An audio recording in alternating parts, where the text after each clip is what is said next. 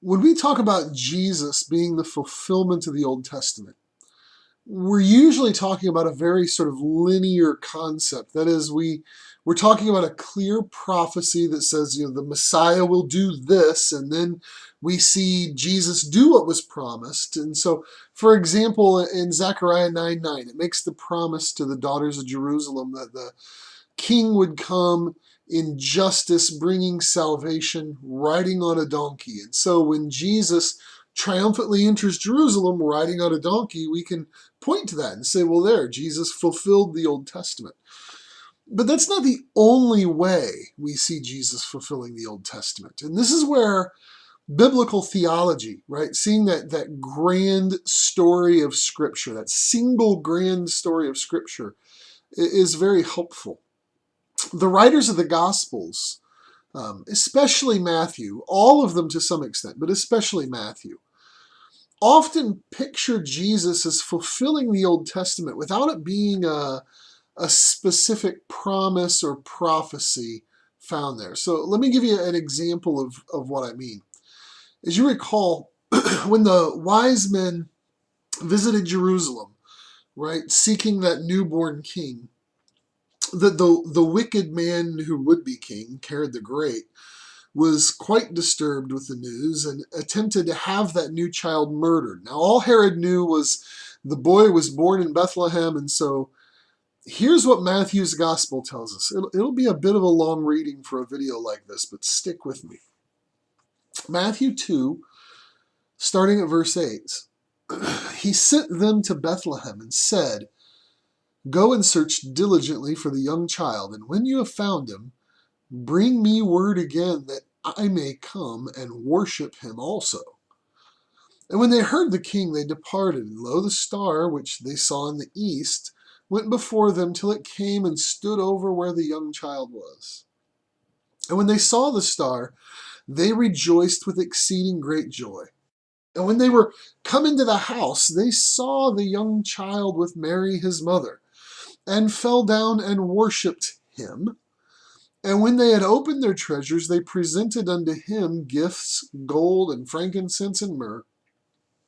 And being warned of God in a dream that they should not return to Herod, they departed into their own country another way. And when they were departed, behold, the angel of the Lord appeared to Joseph in a dream, saying, "Arise and take the young child and his mother, and flee into Egypt, and be thou there until I bring thee word, for Herod will seek the young child to destroy him." So Herod's plan was clearly to have the wise men go to Bethlehem and come back and tell him where to find the child Jesus so I can worship him. But worship was not what he had planned. He had murder on his mind. So God gave the wise men a dream that they would not return to Herod, and he also gave Joseph a dream to take the family into Egypt and escape.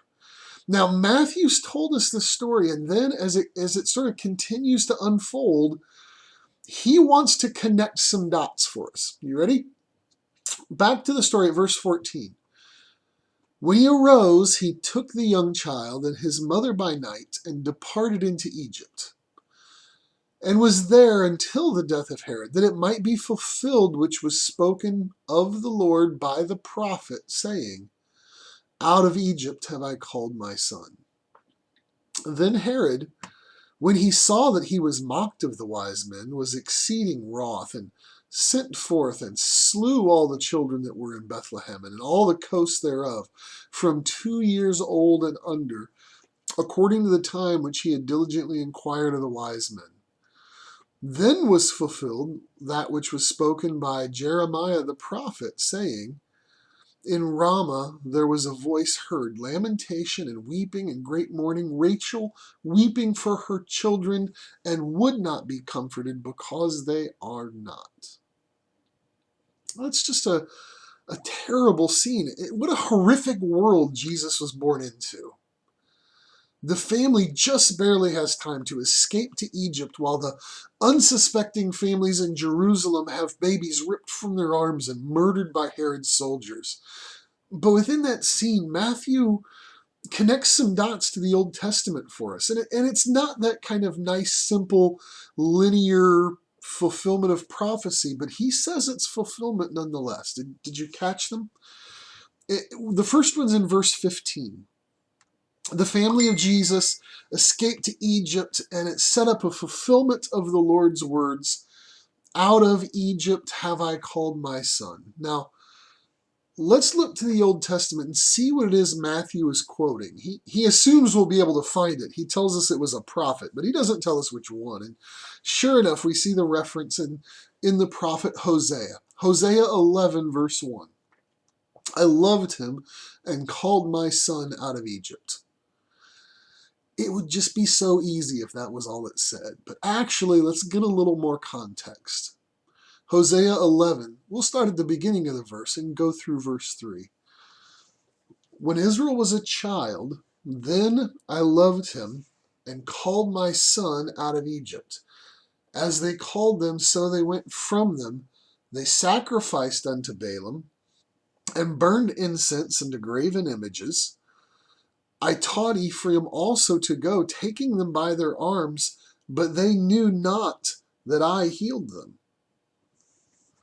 That son that Hosea is talking about is the nation of Israel. The nation is referred to as God's son several times in the Old Testament. In fact, we don't want the son in Hosea 11 to be Jesus, because verse 2 and 3 shows the complaint of this son is that he's a straying son. He's an idolatrous son. He's indifferent to God's guidance and ignorant of God's leadership.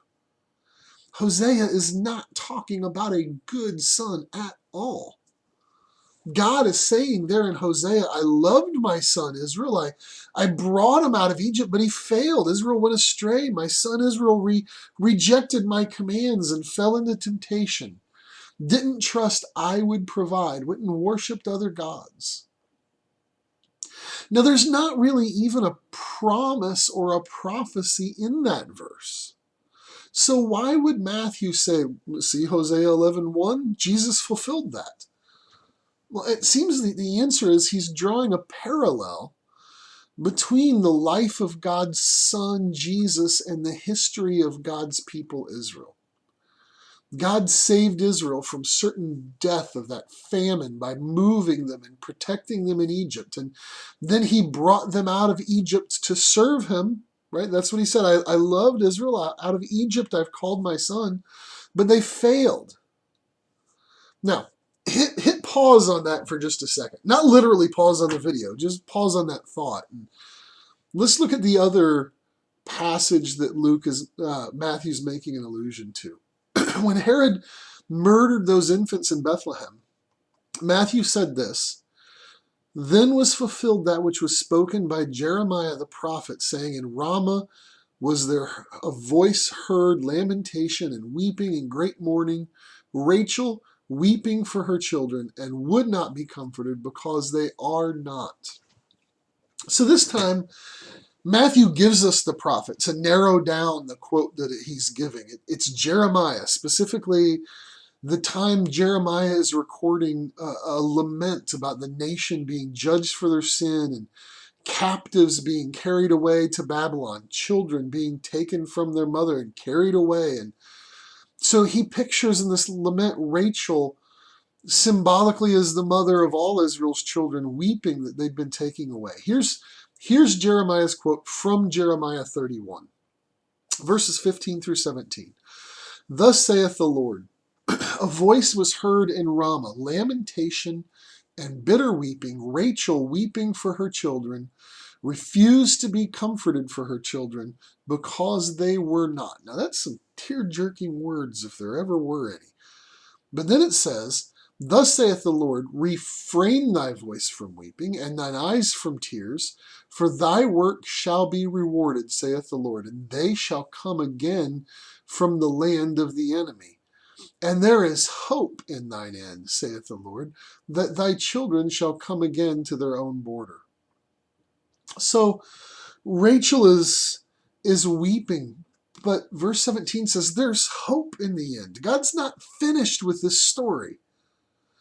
And then Matthew quotes Jeremiah, saying there are more missing children than there's the heartbreaking sound of mothers weeping, but there's hope in the end. So again, Matthew isn't saying Jeremiah made a promise and Jesus fulfilled that promise here. He's simply making a parallel of the life of Jesus and the story of the Old Testament. It seems like Matthew is convinced that everything in the Bible is to be understood Christologically. Everything is made clear in the light of Jesus. Even the horrific murder of infants by a wicked King Herod, the story is not going to end like this, Matthew says. God has a plan for blessing and restoration, even in the heartache of that current situation. Now, if we keep our eyes open to this, we'll see this parallel continue in the story throughout the Gospels. When God brought Israel out of Egypt, just going back to that thought, when he brought Israel out of Egypt, they escaped through the Red Sea, right? Paul even referred to it as a kind of baptism in 1 Corinthians 10. When you follow Matthew's gospel, the next part of the story sees Jesus coming to be baptized by John the Baptist, right? He comes out of Egypt and goes through the water, just like Israel did. And God speaks again. This time it's not a complaint like it was in Hosea 11:1, right, where I loved Israel and called my son out of Egypt, but they failed. After the baptism of Jesus, the voice of God speaks from heaven and says, This is my beloved son, in whom I am well pleased. So Jesus is mirroring the history of Israel, but he's not going to fail. They were brought through the Red Sea, and they failed to trust the promise and provision of God, and so they ended up in the wilderness for 40 years. Numbers and Deuteronomy tell the story of their trials and their temptations, their repeated failures out in the wilderness.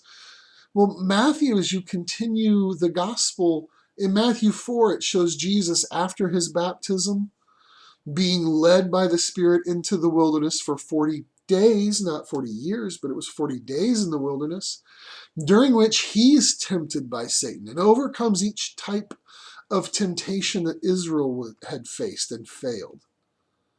It seems so evident that Jesus is mirroring the story of the history of the nation, that even when he overcomes temptation, he's always doing it by saying, it is written, it is written, it is written. And when you look up those references, you know where you find them? You find them in that covenant book of Deuteronomy, of Israel in the wilderness, correcting Israel's failures. Right? So Satan says, why don't you turn these stones into bread? Jesus' answer with a reference to it is written and talks about manna in Deuteronomy, saying what Israel should have said, which is essentially, if the Father wants me to have bread, he'll give me bread. Each time the words from Jesus are what Israel should have done. Right? Don't tempt the Lord your God. God alone is worthy of worship. We see these parallels between the life of Jesus and the history of Israel. And the point seems to be that he is succeeding everywhere that Israel failed. They owed God a life of righteousness, and the life of Jesus is the only one that actually fulfills that debt.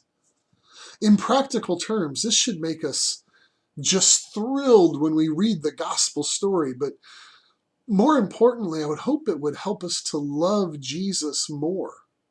He's done the same for us. He's the beloved Son in whom God is well pleased, and God will accept that life of righteousness. Through faith, you could be accepted through him.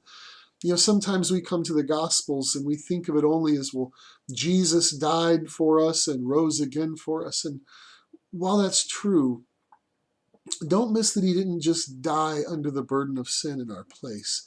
He lived the life of righteousness in our place.